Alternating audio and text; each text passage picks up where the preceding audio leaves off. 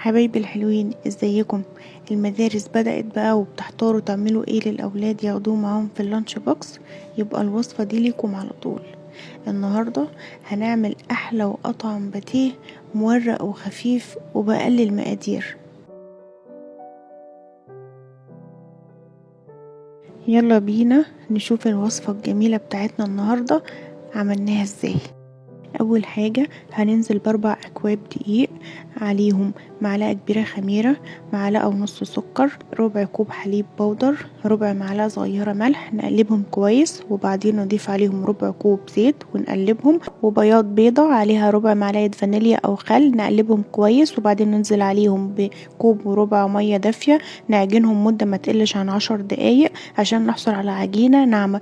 نسيب بقى العجينة بتاعتنا تخمر لمدة ساعة، وده شكل العجينة بعد التخمير.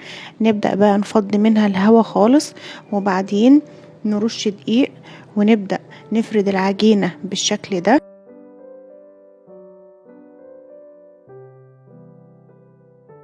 وبعد كده نجيب تلت كوب زبدة تكون بدرجة حرارة الغرفة وندهنها على العجينة بالشكل ده.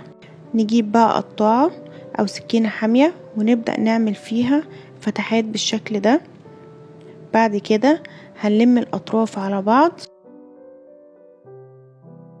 نلم بقى العجينة بتاعتنا ونغطيها وندخلها الفريزر لمدة ربع ساعة، وده شكلها بعد ما طلعت من الفريزر.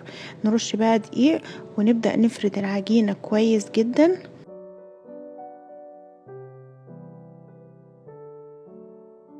نقسم العجينة من النص وبعدين نعملها قطع متساوية، ونيجي بقى للحشوة هتبقى اختياري. انا هنا حشيت بجبنة، اهم حاجة نقفل عليها كده عشان الحشوة ما تخرجش مننا واحنا بنسويها في الفرن.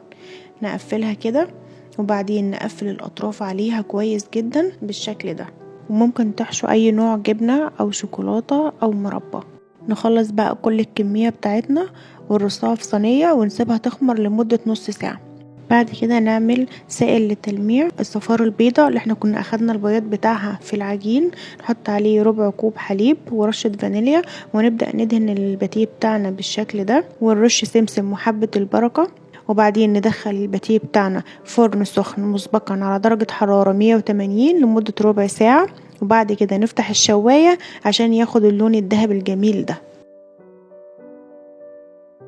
مش قادرة اوصفلكم بجد الباتيه الجميل ده مورق ازاي وخفيف زي القطن وطعمه روعة. بجد لازم تجربوه بنفسكم. اتمنى الوصفة تكون عجبتكم، ويلا لايك وشير للبوست، وبألف هنا وشفا على قلوبكم.